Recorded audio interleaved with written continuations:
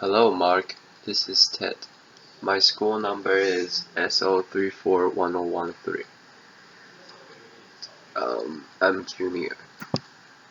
Kathy Hall. Stories from the Home for Terminal Ill Children. I want to introduce you to some very wise kids that I have known. But first, I want to introduce you to a camel. This is Cassie, a therapy camel visiting one of our young patients in her room, which is pretty magical.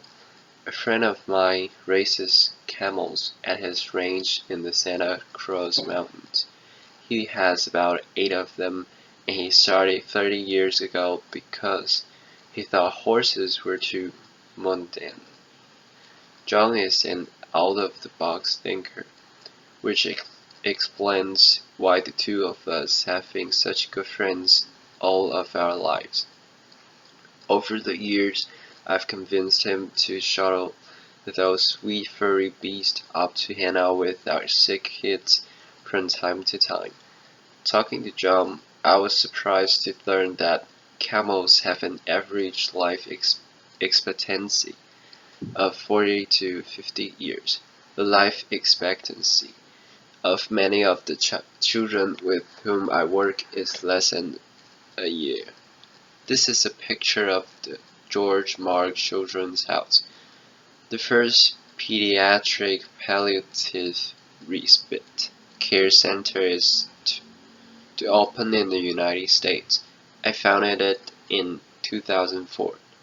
After years of working as a psychologist on pediatric intensive care units, frustrated with the undignified deaths that so many children experienced and their families had to endure. As I sat with families whose children were at the end of their lives, I was acutely aware of our surroundings. While the elevated train rumbled overhead on its track, quite literally the room reverberated with each passing train car. The lights on the ward were fluorescent and too bright. Monitors beeped, as did the elevator, noisily announcing its arrival. These families were experiencing some of the most excruciating moments of their lives, and I so wanted them to have a more peaceful place in which to say their last goodbye to their young daughters and sons. Surely, I thought, there must be a better spot than a hospital intensive care unit for children at the end of their lives. Our children's house is calm and nurturing. It's a place where families can stay together to enjoy quality time with their children, many of whom are there for respite stays. Some with repeated visits over a span of many years. We call those kids our frequent flyers, rather than the bright, noisy quarters of the hospital. Their rooms are calm and comfortable, with actual living space for the families, a sanctuary of gardens, and a wonderful outdoor playground with special structure for children with physical limitations. This sweet baby Lars came to us directly from the hospital intensive care unit. Imagine hearing the heartbreaking news that none of us would ever want to hear. His parents have been told that Lars had a brain anomaly that would keep him from ever swallowing, walking, talking, or developing mentally. Recognizing what little chance he had for survival, his parents chose to focus on the quality of time that they could spend together. They moved into one of our family apartments and treasured each day that they had, which were far too few. Lars' life was brief, to be sure, mere weeks, but it was calm and comfortable. He went on hikes with his parents, the time that he spent in the pool with our aquatic therapist, lessened the seizures he was experiencing and help him to sleep at night. His family had a peaceful place in which to both celebrate his life and mourn his death. It has been 5 years since Lars was with us, and in that time his family was welcomed a daughter and another son. There's such a powerful testament to the positive outcome that specialized children's hospice care can create. Their baby's physical discomfort was well managed, giving all of them the gift of time to be together in a beautiful place. I'm going to talk to you now about elephant rather than the camel in the room. Very few people want to talk about death, and even fewer about children's death.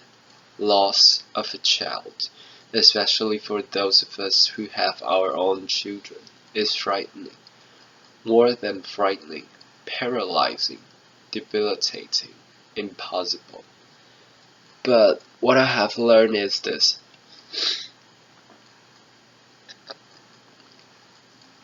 Children don't stop dying just because we're adults can comprehend the injustice of losing them. And what's more, if we can be brave enough to face the possibility of death, even among the most innocent, we gain an unparalleled kind of wisdom.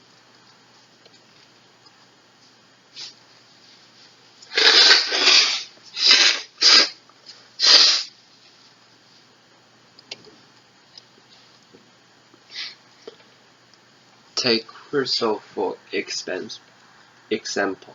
She was one of the first children to come for care after we opened our doors. She was 9 when she arrived, and her neurologist expected that she might live another 2 weeks. She had an inoperable brain tumor, and her decline had really accelerated in a week before she came to us. After setting into her room, dressed entirely in pink and lavender, surrounded by the Hello Kitty accessories that she loved, she spent the next several days winning over the hearts of every staff member, bit by bit. Her condition stabilized, and then to our astonishment, she actually improved. There were a variety of factors that contributed to Crystal's improvement, which we later came to call the George Mark bump, a lovely, not uncommon phenomenon where children outlive the prognosis of their illness if they're outside of the hospital. The calmer atmosphere of her surroundings, tasty meals that were fixed often to accommodate her request. The resident pets, the therapy dog, and rabbit spent lots of cozy time with Crystal. After she had been with us for about a week, she called her grandmother, and she said, "Gee, I'm staying in the great big house, and there's room for you to come too. And guess what? You don't have to bring any quarters because the washer and dryer are free." Laughter. Crystal's grandmother soon arrived from out of town, and I spent the remaining 4 months of Crystal's life enjoying very special days together. Some days were special because Crystal was outside in her wheelchair, sitting by the fountain. For a little girl who had spent most of the year earlier in a hospital bed, being outside counting hummingbirds made for an amazing time with her grandma and lots of laughter. Other days were special because of the activities that our child life specialist created for her. Crystal strung beads and made jewelry for everybody in the house. She painted the pumpkin to help decorate for Halloween. She spent many excited days planning her 10th birthday, which of course none of us thought she would ever see. All of us wore pink bows for occasion, and Crystal, as you can see 24 a day, wore a sparkly tiara. morning I arrived at work and Crystal and her partner in crime, Charlie, greeted me. With some help, they had set up a lemonade and cookie stand outside the front door, a very strategic location.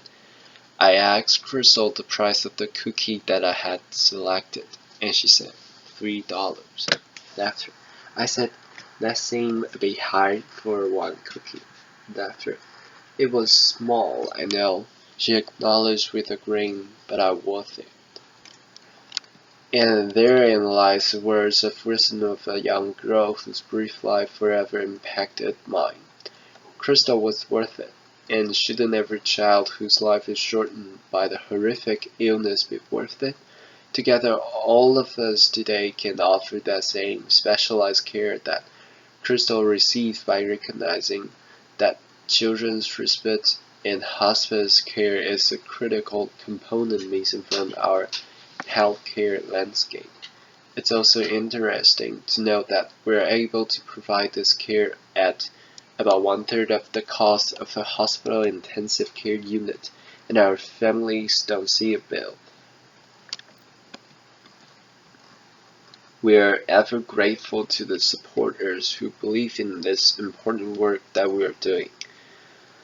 The truth is that my colleagues and I, and the parents and other family members who get to experience this special wisdom are in unique position.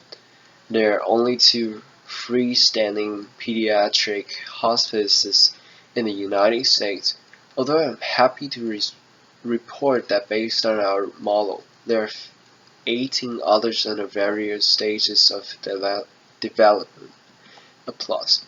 Still, most of the children who die in the United States every year die in hospital rooms, surrounded by beeping machines and anxious, exhausted adults who have no other option but to say goodbye under those harsh institutional lights and among virtual strangers. For comparison's sake, the United Kingdom, which is a country with about one-fifth the population of the United States and about half the size of the state of California, has 45 hospice and respite centers. Why is that? I've asked myself that question obviously many times. My best guess is that Americans without positive can-do attitude hold an expectation that our medical care system will fix it, even though it may be a childhood illness for which there is no cure. We go to extraordinary measures to keep children alive when in fact the greatest kindness that we might give them would be a peaceful, pain-free end of life. The transition from cure to care remains a challenging one for many hospital physicians whose training has really been about saving lives, not about gently guiding the patients to the end of life. The dad of the street baby for whom we cared at the end of her life certainly captured this dichotomy when he reflected that there are a lot of people to help you bring an infant into the world, but very few to help you usher the baby out. So what is the magic ingredient at George Mark? The complex medical diagnosis that bring our young patients to us mean that their lives have often been restricted. Some to the hospital bed for long periods of time, others to wheelchair, still others to intensive courses of chemotherapy or rehab. We make a practice of ignoring those limitations. Our default answer is yes, and our default question is why not? This way we took a young boy who wasn't going to live for another baseball season to Game 5 of the World Series. That's why we have talent shows put on by the staff and kits for family and friends. Who wouldn't be enchanted by a young boy playing a piano piece with his feet because his arms are atrophied? That's why we have a prom every year. It's pretty magical. We started prom after hearing a dad lament that he would never paint a boutonniere on his son's tuxedo lapel. The weeks before the dance, the house in the flurry, and I don't know who's more excited, the staff or the kids. Laughter. The night of the event involves rides in vintage cars, a walk on the red carpet, into the great room, a terrific DJ, and a photographer at the ready to capture pictures of these attendees and their families. At the end of the evening this year, one of our young, delightful teenage girls, Caitlin, said to her mom, "That was the best night of my whole life." And that's just the point, to capture the best day and night. To abolish limitation, to have your default answer be yes, and your default question be why not. Ultimately, life is too short. Whether we live to be 85 years or just 8. Trust me. Better yet, trust them. It's not by pretending that death doesn't exist that we keep the people, especially the little people we love, safe. In the end, we can control how long any of us live. What we can control is how we spend our days, the spaces we created, the meaning and joy that we make. We cannot change the outcome, but we can change the journey. Isn't it time to recognize that children deserve nothing less than our most uncompromising bravely and our wildest imagination? Thank you. Applause.